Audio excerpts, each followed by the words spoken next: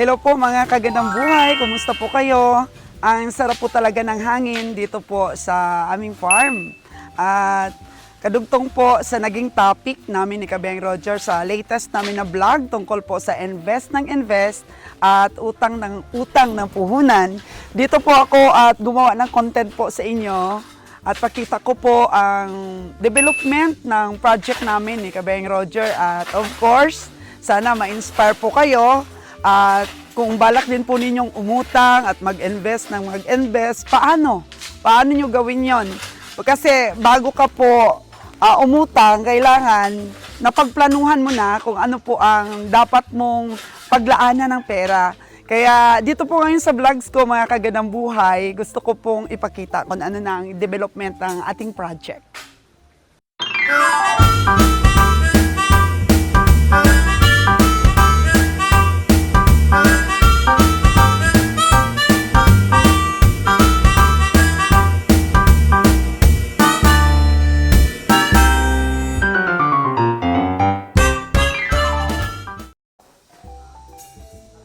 Itong location ng aming farm, mga kagandang buhay, siguro nakagawa na ako ng maraming content tungkol po sa itik ni Ron, tungkol po sa kanyang quail farm.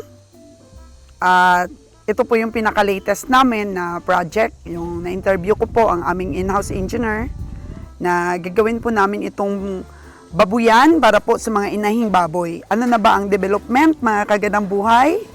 So, hi naman dyan! Wow! Oh, di ba? Ito po yung sapa na kailangan natin pong malagyan ng dike. So, ito na po siya ngayon. Oh, tinatambakan po nila ng bato, mga kagandang buhay, para po i-flooring ito. Para sabi ni Kabeng Roger, matibay daw po ang dike para pagka malakas pong alon, may bagyo, ay naka-flooring po ito, hindi po masira yung lupa para matibay po ang ating dike. Ayan po yung ating dike. Ayan. So, tatambakan po natin dito, oh. Tsaka, meron po kaming plano ng ating engineer dito. Ito po may haligi or pader. Ayan. Poste. Lagyan po namin ng kubo dito banda. Di ba? Cute. Ayan. So, hinarang po muna natin doon sa kabila ang tubig para makapagtrabaho po sila dito at para mapatibay yung ating paggawa ng dike. Yan. So, siyempre po mga kagandang buhay, ang pagdevelop po ng ating area ay malaking gastos po talaga. Pero dito po tayo magsimula kasi maaari pong mabaha ang ating pong mga gagawing babuyan dyan sa kabila. So, tingnan natin kung ano pa doon ang ginagawa nila. Mga kagandang buhay, yun nga po, ang sabi ni Kabeng Roger, invest ng invest, utang ng puhunan. Kailangan nakapagplano ka na po kung ano po yung paglaanan natin. Di ba? Hindi yung utang tayo, saka pa lang po tayo mag-isip kung ano po yung project natin. So, kailangan before po umutang, alam na natin yung project natin. Ayan, ito po yung dinevelop natin. Kasi kailangan lagyan ng dike talaga para di po mag-collapse at hindi po bahain yung ating mga baboy. Ayan, yung ginawa natin, oh. So, the best po talaga ang ginawa ng engineer natin, mga kagandang buhay, dahil pinapakyaw na lang itong trabaho para mabilis. Hello! Oh, di ba? Oh. Pinapakyaw na lang po natin, pinasukat po natin sa geodetic engineer, tapos nakita natin kung saan yung mga ano ng lupa natin ba? Oo. Tapos ito ayusin sa kalsada. Yan, medyo magastos lang po talaga mga kagandang buhay kasi hanggang dito po ipo-flooring natin para tumibay po yung ating dike. Ayan, oh. Ayan. Medyo mahal ang pakyaw po nila dito sa dike. Magkano nga ito? Hanapin natin ang engineer natin. Kasi yung sa pader po kasi mga kagandang buhay is naging ano na siya, naging 4,300 dahil nilagyan pa po ng ano, oh. Ano nga tawag doon dong? So, nilagay natin sa kural? Beam? Beam? Yung beam. Yung beam po nilagyan natin. So, 10 by 10 din po, o 10 ang sukat po dito sa beam natin. Nagdagdag tayo ng 300. So, 4,000 plus 300 is 4,300. 4,300 na po, 10 by 10 po ang sukat na ating pader. Pero dito naman po sa ating dike, parang medyo mas mahal po ito. Mahirap pong gawin matubig Mahal po ang bayad dito. Plus pa po yung pag-semento dito. Pag pader lang po, medyo iba po ang rate. Mamaya po, tanungin natin si engineer. Tapos, tambak. And then, flooring. Kasi po, para tumibay. Dito pa, Yan. Kagaya ng ginawa nila doon na may poste din. Yan po, mga kaginabuhay project natin. So, tingnan naman natin ang ating 3-chamber po. Pinagawa. Ayan. Ayan na po yung 3-chamber natin. Tsaka pinakyaw po ng pugi na yan na naka-pink. Ayan. Siya lang po ang gumawa niyan. Siya lang po ang naghukay ng ating septic tank. Oo, ang pakyaw po niya dito is 36,000. 36,000 po. Kasama na po yung lagay ng hollow block, hukay at saka paglagay ng hollow blocks. So, ayan po yung level ng tubig po, mga kagandang buhay. Medyo mataas. Oo. Taas po ang level. So, Dong, dagdagan pa yan, Dong, yan ang pinaka-last. Last na yan, Dong? Dagdagan ng ilan pa? Isang patong pa? So, isang patong pa po ang ilalagay. So, naka-elevate po siya sa floor ng 1, 2, 3, 4. 4 patong po na hollow blocks ang elevation niya mula sa ground. Ayan. So, siya lang po ang naghukay nito. Then, may katuwang lang po siya sa pag-asinta ng hollow block. So, ang gawin na lang, kunin na lang ang tubig para po mapalitada. Para po matibay po talaga ang atin pong septic tank. Ayan po. For 36,000. Makagastos daw siguro kami dito sa labor lang, sabi ni engineer. Mga all in all po, mga 250,000 o mahigit pa. Siguro mula sa pagpapader po at paggagawa ng dike. Yung yung pakyaw lang nila, nasa mga 250,000 pakyaw nila. So ang area po ng ating babuyan na mga kagandang buhay is 722 square meter, pero pahaba po siya, pahaba po siya hanggang doon. Ayan. So, ito po yung ating pader. So, 10 feet by 10 feet po is 4,300. Ayan. So, yan, lagyan pa nila yan lahat ng beam para matibay talaga. So later on na lang mga kagandang buhay natin papalitadahan dahil unahin natin yung dike. Tingnan natin yung budget natin kung kaya pa nating palitadahan. Unahin daw, sabi ni Kabeng Roger dun sa likod, ang pagpalitada. At isa pa po pala mga kagandang buhay, siyempre sa project, babuyan, kailangan nating magkaroon ng source ng tubig. So ayan, source ng tubig natin po.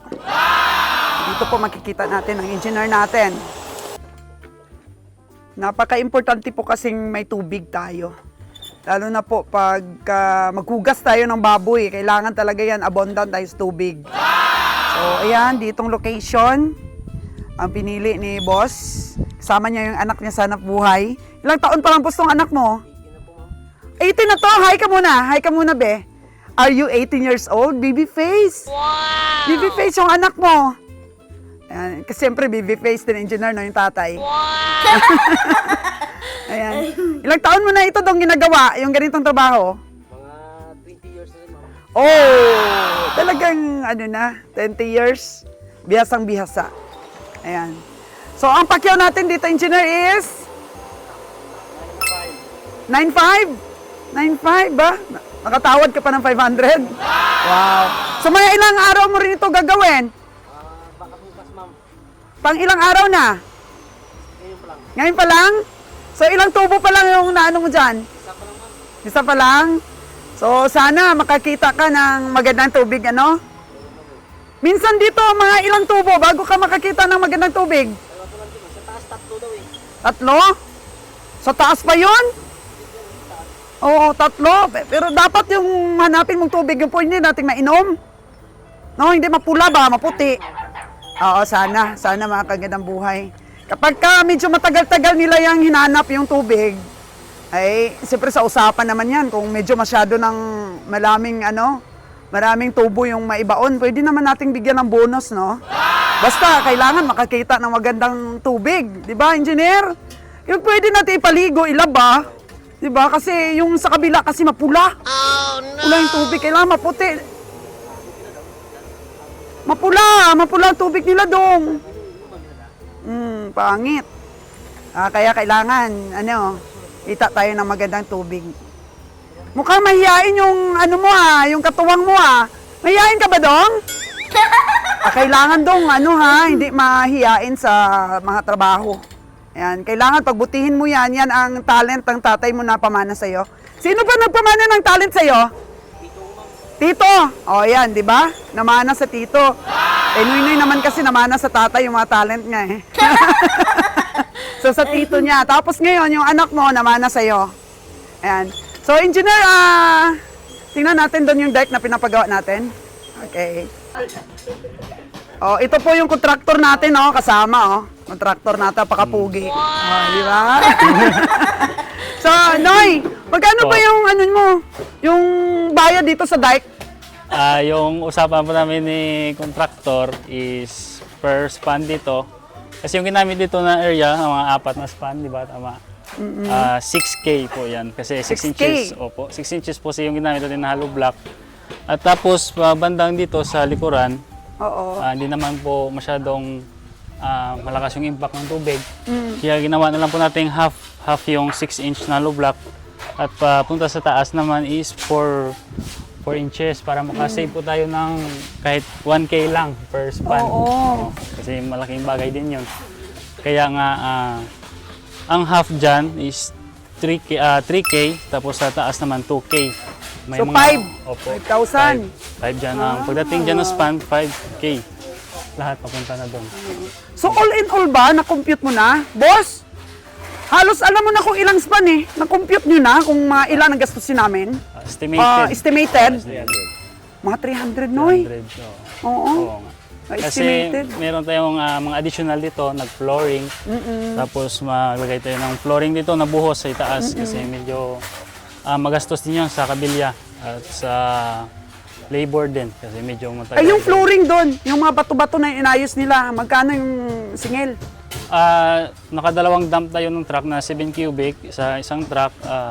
3.4 yung singil pero 3.5 po sana yan. At para sa mga mas malaki na panambak is 3.5 pataas pero nakatawad po tayo. Labor, boss. Magkano yung labor?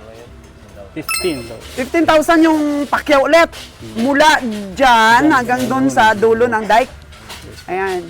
So, mas convenient at mas walang iniisip tayong mabuti, no? Pagkapakyaw. Ayan. So, malalaman nila ito na magaling kang mag-contract ng mga ganito. Recommend ka namin. Di ba? Naman sa mga manonood dito sa vlogs natin. Contact nyo lang si contractor. Kasi ang dami niyang tao, no? Ang dami niyang tao at saka ang bilis ng trabaho. Medyo na-delay lang tayo ng konti kasi medyo nagbagyo kasi nung nakaraan. Yun lang. Mga 1 week talaga tayong walang trabaho no? Contractor. Mga ilang week na ito na lang. 2 weeks pa lang. 2 weeks pa lang po ito 2 lahat. weeks pa lang to. Tapos doon pa sa kabila natin na bakahan, papapakyaw din natin sa kanila. Hanap lang ako, boss, ng budget para doon. Oo. So ito na, Noy, ang ating project. Oo. So okay naman, Noy, ang ating ayan, ang tawag niya, ng Opo, okay na po. septic tank. Opo, si Boss Nono yung gumawa niyan eh. Tingnan nyo, ang pugi talaga ng naghukay. Oo. Siya rin po yung gumawa niyan. Siya Oh. lang. Grabe. Pakyaw yung... Pakyaw niya, siya lang mag-isa. Grabe. Ilan bang asawa nun? 6 siguro. Pero wala pa po, wala pa. Naghahanap Binata pa. Mm. Oo. Baka meron dyan. Binibenta na naman natin si Pogi. Ayan. Ganito kasipag na tao, tsaka Pogi pa. Nako, pasaan ba naman at makakakita na maganda din na partner in life? Ano? So, ito, tambakan ba natin, oy? Oo.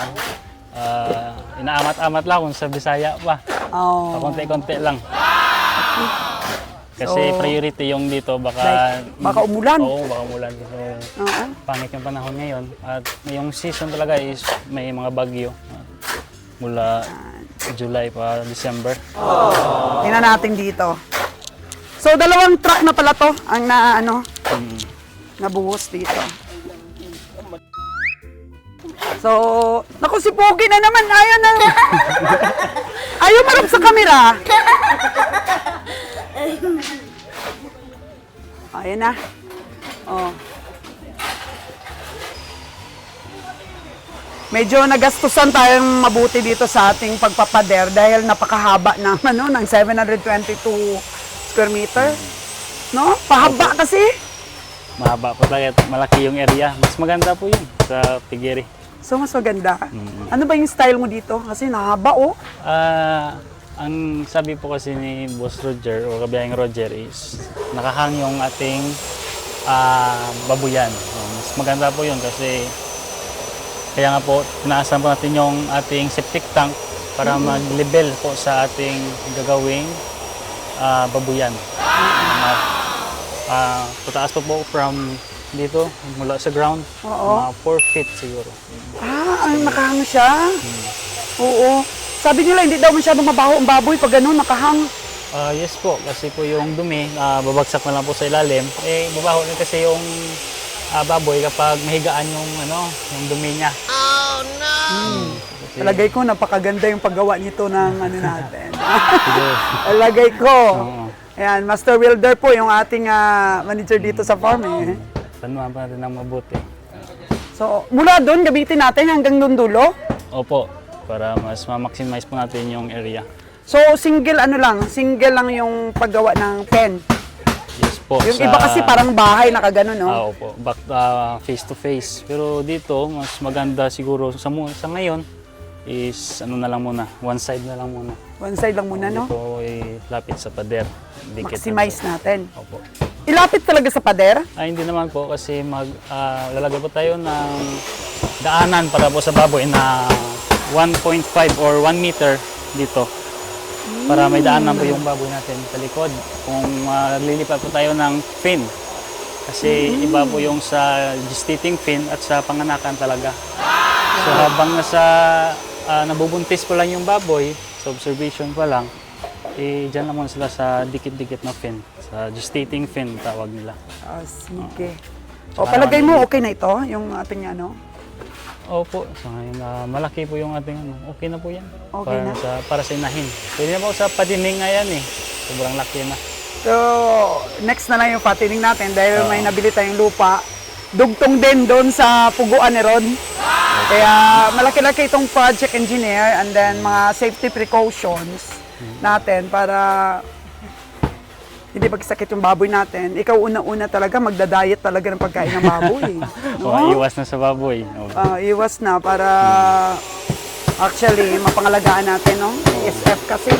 Sa ngayon, laganap dito ang ESF, kaya maglalaylo siguro muna. Pugi talaga ng ating taga-Pacquiao na... Nahiya siya, oh! Nahiya siya. Magkapatid ba kayo, dong? Magkapatid kayo? Magkapatid kayo? Parang pareho yung tsura nila, Sino matanda sa iyo, dong? Bakit lumayas? Lumayas sila, takot sa kamera. Ano po mga kagandang buhay, yung mga skilled natin na mga tauhan. Actually, ang laki ng sweldo rin nila, no? Opo, dito po sa province na rate is yung skilled, pagkakalam ko 600. Tapos yung mga labor is 450. Dito na yon. Dito na yun. Pero syempre, pag nag-upisa ka na ng gawa dito, mas mataas pa yung rate mo sa kanila. Di ba? Kasi skilled among skilled ka eh. Di ba? medyo marunong lang konti. Oh, napaka-humble ng ating manager. Kasi lahat ng manager natin dito, hindi lang basta-bastang manager, di ba? Lahat sila manager bio, hands-on yan. Oo, kaya sana marami pa tayong mabigyan ng trabaho dito sa mga project natin.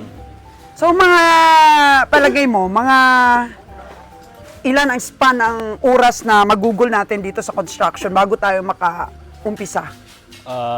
Sa ngayon siguro by next year mas maganda sir kasi meron pang ESF. Pero kung sa paggawa ng kulungan is 2 months maximum. Mas maka-umpisa na tayo kahit mga ano muna, konti muna. Konti, pwede po. Mga 20 lang muna, 20. umpisa natin. Para Basta pag tuloy-tuloy po yung construction, madali lang po yan sa kanila. pag tinamaan tayo ng ASF, hindi masakit sa bulsa pag 20 lang. Oo. Pero yung 20 na yun ang maging basihan natin sa pagdagdag ng pagdagdag. Master na natin. Tama po yun. So, wag mo nang damihan dahil delikado ang ASF ngayon. Baka mag-volume si Kabeng Roger ng 100 agad. Mahirapan tayo, ano? So, okay na ba yun sa'yo? Umpisa muna tayo sa 20 heads. Opo, mas maganda po mas mag-umpisa po tayo sa konti para hindi po masyadong masakit kung magkataon. Hindi po inaasahang mga insidente katulad ng ESF. Yan po talaga.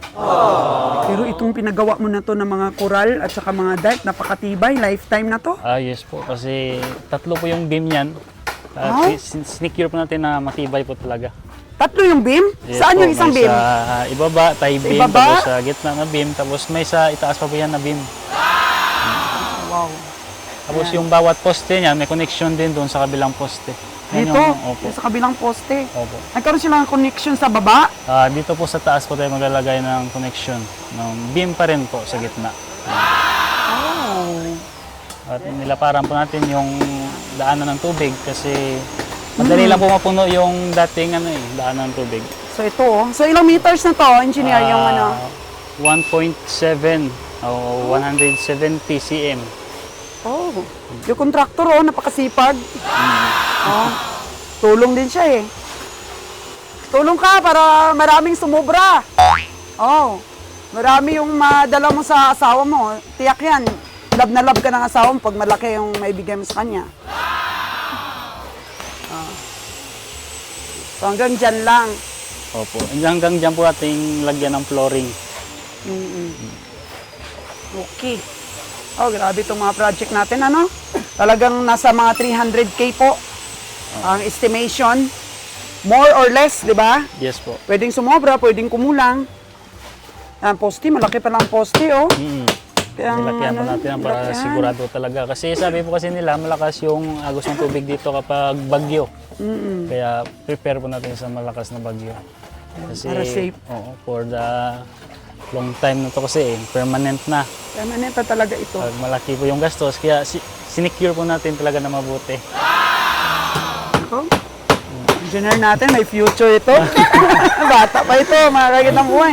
Nasa 21 years old pa lang. Maraming milyon ang magagawa ng batang ire. Di ba, kontraktor? Pag masipag, maraming milyon ang pwedeng kita. Depende daw. Sabi. Depende. Depende kung hindi abutin ng peste. Kasi marami din po ang nilugi ng ibang magbabuyan. Oo. Milyon-milyonis. Sana makabangon sila, ano? Opo. So, ito po mga kagandang buhay. Napanood mo ba yung video ni Kabeng Roger tungkol sa pag-invest ng pag-invest at pag-utang ng pag-utang? Opo. Utang lang ng utang daw, sabi ni Kabiyahe. Oo, kaya maraming na ano nun, maraming na-inspire, na umutang. Oo, huwag pong matakot. Oo, Sabi huwag ni daw Kabiyahe. So, ano lang kailangan, Noy? Kailangan may plano Oo, kung plano. saan mo ilagay Ilagay. Tama po yung yun. utangin mo, di ba? Lahat po na kasi ng bagay mas maganda kung merong plano. Hindi utang ka ng utang, wala ka Walang pa namang plano. Useless din. Oh, maubos yung ano mo, pera mo, utang na lang natira. Adi, imbis na makapag-invest ka ng maganda, nakapag-invest ka ng utang. Kaya ingat din po sa mga umuutang. Kailangan po, ano talaga, ilagay sa tama. So, ayan po yung ating update sa ating pong project dito po sa ating farm. At kami ni Kabeng Roger ay pupunta sa Negros para mamili ulit ng mga baka bibili kami ng baka, so ikaw na yung may iwan dito sa project natin. And kaya mo na yan. O, at the Sige po, age of, kayanin. at the age of 21, marami kang ma-inspire. Di ba? Uy, Sana nga po. 21 pa lang yan, pero kaya na yung mga project na ganito. Hindi basta-basta ito. Ikaw yung magdi-design sa ating mga pen. Di ba? Opo. Ano ba tawag nun? Pen? Pen, patining. Oo, pen. Para sa tingin ng baboy. Oh, ayan. So, sa mga 21 years old dyan, ano na ang inyong achievement? Di ba? So, ano rin yan? Inspiration ka rin sa mga kagaya ng edad mo na kailangan magsumikap, kailangan na maging skilled, di ba? Maging skilled na. So, ano ang mabigay mo na inspirational din sa kanila? Paano ba kumuha ng skilled? Ano ba yung mga kailangan nun? Hindi mo na pagandaan yung tanong, Oo nga po eh. So, sige, siyempre, Siguro, experience talaga. Experience, opo. Natural po talaga ng talent kasi Pagyamanin. may iba, opo, na mana sa magulang. Pero meron po talaga nakuha sa experience po sa iba-ibang klaseng trabaho. Na-enhance yung mga talents na natutulog kasi hands-on. So, siguro yung pinaka-the best talaga nun kasi kilalang kilala na rin kita, hands-on ka talaga sa mga proyekto ng papa mo, tapos, syempre, sa YouTube, na magaling rin manaliksik, di ba? Opo. Gather yung Kailangan- information. Sa ngayon po, oo. Kasi marami po tayong makukuha ang information sa social media. Kailangan po natin yung gawing ang tawag doon. So, ang importante doon, Noy, focus, and then sipag, at saka maging matatag sa mga desisyon. Yun lang yun. Tapos, hands-on mo, and then makinig ka rin sa mga payo ng iba, di ba? Kasi, experience is your best teachers daw. Tama po yun. Oo, ganon. Opo. So, makinig tayo sa mga eksperensyado na tao. Diba? Hindi yung, oy, alam ko na yan. Magaling na ako dyan, no? Maging humble pa rin. So, bye-bye mga kagandang buhay. Thank you so much po sa panonood and see you there dahil, syempre, sipatan na naman. Hihintay nila yon yung mga sipatan at pamimili natin ng baka. Thank you.